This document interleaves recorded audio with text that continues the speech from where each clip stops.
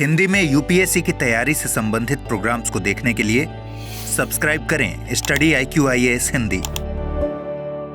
नमस्कार, मैं मांसाहार का अगर सेवन करता हूं तो ये मेरी चॉइस हो सकती है, परंतु जबकि मुझे ये पता होता है कि ये मांसाहार कहीं ना कहीं पशु हिंसा करता है, तो मैं अपने इस क्रूर स्वरूप को छिपा लेने के लिए कई बार जो है वो इस प्रकार के तर्क देना पसंद करता हूं कि भाई मानव जो है वो शुरुआत से ही मांसाहारी था।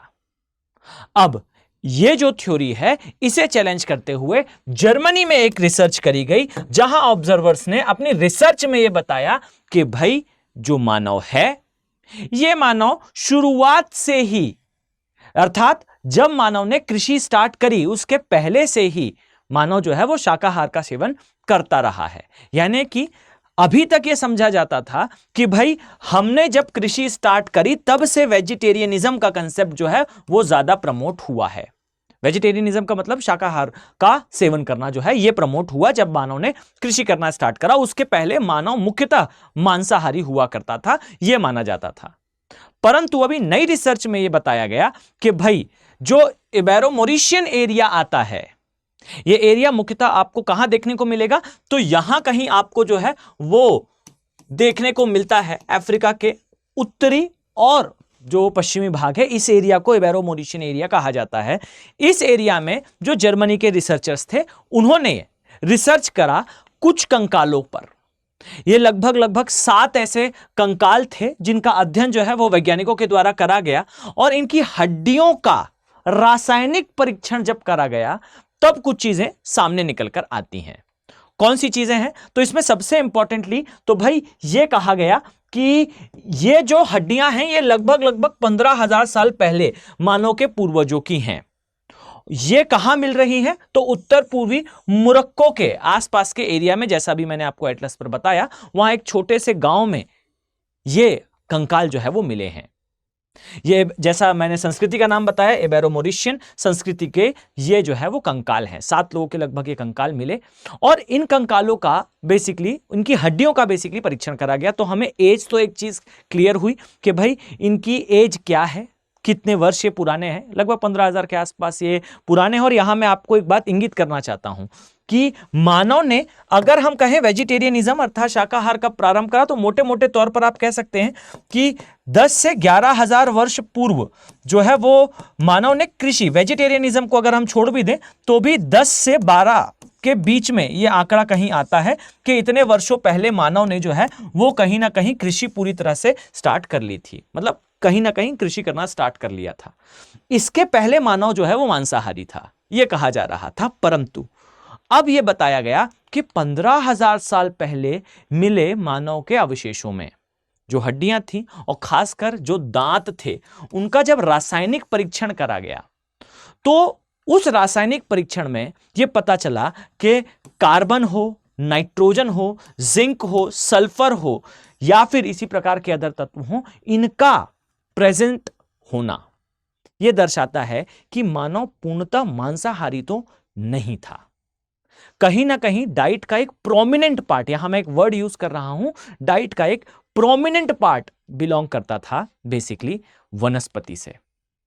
यानी कि यह कहना कि भाई जब मानव शिकारी और घुमंत था तो मानव उस समय प्रोमिनेंटली मांसाहार का सेवन करता था, यह गलत है।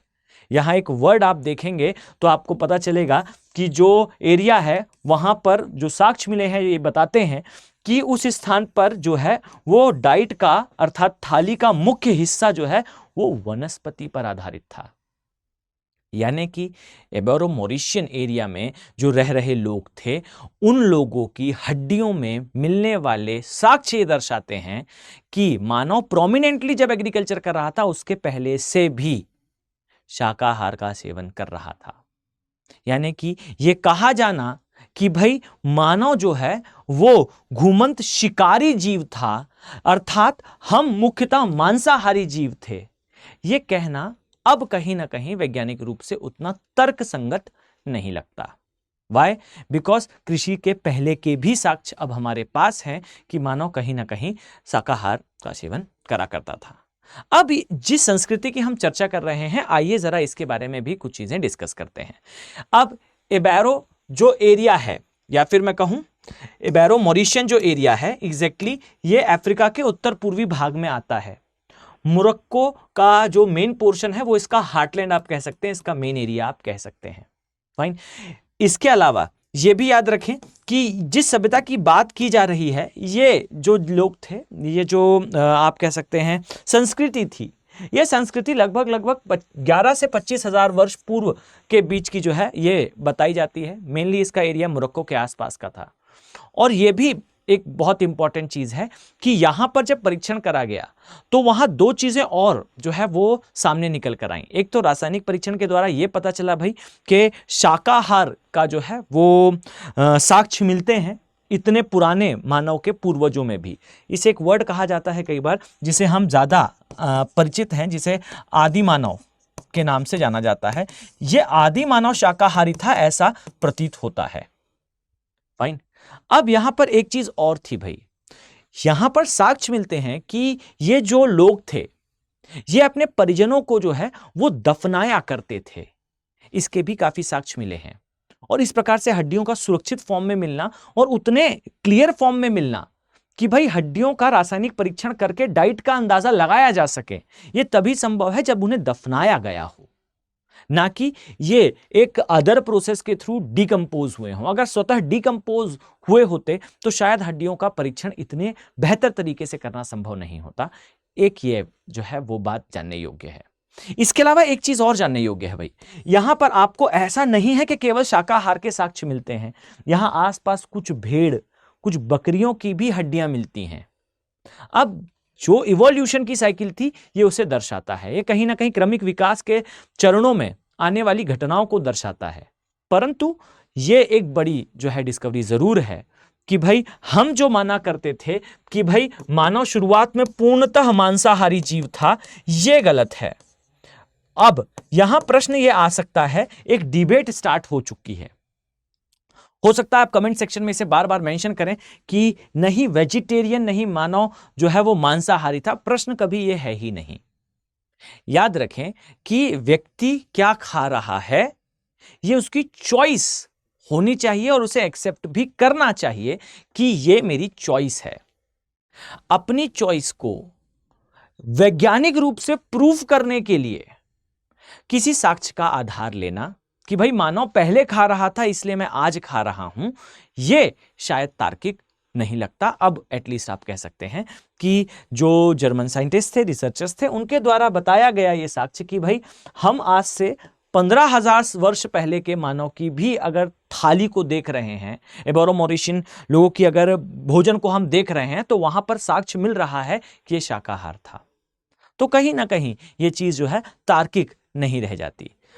फिर भी यह याद रखिए कि वेजिटेरियन या नॉन वेजिटेरियन होना यह व्यक्ति की चॉइस पर डिपेंड करने वाली चीज है।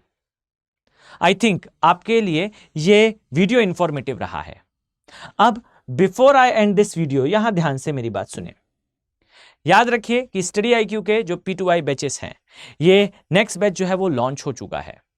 अगर आप इन बैचेस में एडमिशन लेना चाहते हैं तो इन बैचेस में 7 मई से क्लासेस जो है वो स्टार्ट हो जाएंगी। और यह भी याद रखिएगा कि इन बैचेस में आपको विशेष सुविधा प्रोवाइड करी जाएगी। 3 प्रमुख सुविधाएं हैं, जरूर इनके बारे में जानते रहिए। याद रखें कि एक तो पहली चीज 7 मई से क्लासेस स्टार्ट हो रही है, शाम का ये बैच है। और इस बैच में एडमिशन लेने के लिए आपको यूज करना पड़ेगा भाई AK लाइव कोड, तब ही आप इन बैचेस को इस मेंशन्ड प्राइस पर ज्वाइन कर पाएंगे। ओके, ये बैच नंबर 7 है। ये याद रखिएगा कि इन बैचेस में आपको क्या क्या सुविधा प्रोवाइड करी जाती है। तो मैं इन जनरल नटशेल अगर आपको करूं तो भाई P2I का अर्थ ही है प्रीलिम्स से लेकर इंटरव्यू तक की तैयारी कराने वाले ये बैचेस। इन बैचेस में आपको डेली 3 आवर की लाइव क्लास मिलेगी, अर्थात प्रतिदिन आप 3 घंटे की क्लास एंजॉय करेंगे। इन क्लासेस के माध्यम से आप जो है वो अपने प्री का सिलेबस भी कवर करेंगे और अपने मेंस का सिलेबस भी कवर करेंगे।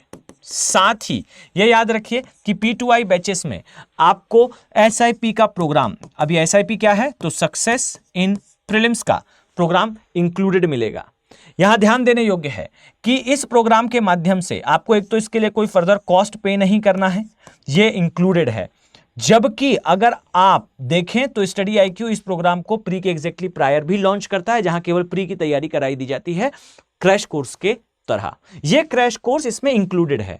अब ये क्यों इंक्लूडेड है? तो इसका सिंपल सा रीजन है, आपका प्री क्वालिफाई करना 100% श्योर कर देता है ये प्रोग्राम। सेकेंडली, ये याद रखिए कि इस प्रोग्राम का जब आप पार्ट बनते हैं तब आपका प्री क्वालिफाई करने के चांसेस बढ़ते हैं, और जैसे ही प्री क्वालिफाई होता है मेंस रेसिडेंशियल प्रोग्राम का आप पार्ट बनते हैं, अर्थात आवासीय सुविधा का आप फायदा उठाएंगे। अब ये आवासीय सुविधा क्या है? तो आवासीय सुविधा का अर्थ है भाई स्टडी आईक्यू अपने खर्चे पर आप सभी को, जिनका प्री क्वालिफाई होगा, उन्हें दिल्ली बुलाता है, और दिल्ली में रहना और आपका सारा खर्च स्टडी आईक्यू जो है वो ओन करता है। आपको एक बार कॉस्ट पे करने के पश्चात कोई और कार्य करने की आवश्यकता नहीं है। अब जब आप इनका पार्ट बनेंगे तो यहां ध्यान दीजिए कि जैसे ही आपको दिल्ली बुलाया जाएगा, आपको मेंस के लिए और भी ज्यादा प्रिपरेशन कराई जाएगी। ऑल्दो आपका सिलेबस यहां कवर हो चुका है, आपको फिर से सारी चीजें ब्रशअप, साथ में आपके मेंटर्स आपको जो है वो आंसर राइटिंग की प्रैक्टिस, आपके वो फैकल्टीज जिन्हें आप देख रहे थे खासकर ऑनलाइन माध्यम में, अब ऑफलाइन उनसे जुड़कर आगे की पढ़ाई आप करेंगे। साथ ही इसमें जो है आपके लिए इंटरव्यू गाइडेंस प्रोग्राम, अर्थात आपके मॉक इंटरव्यूज भी फिर कंडक्ट कराए जाएंगे। ये सारी सुविधा, ये सारी चीजें सिर्फ एक स्थान पर, दैट इज P2I बैच। तो आने वाले समय में आप सभी को मैं इन बैचेस में देखने वाला हूं। इस उम्मीद के साथ मिलते हैं नेक्स्ट वीडियो में। Have a very nice day. Thank you. Hindi में यूपीएससी की तैयारी से संबंधित प्रोग्राम्स को देखने के लिए सब्सक्राइब करें स्टडी IQ IAS हिंदी।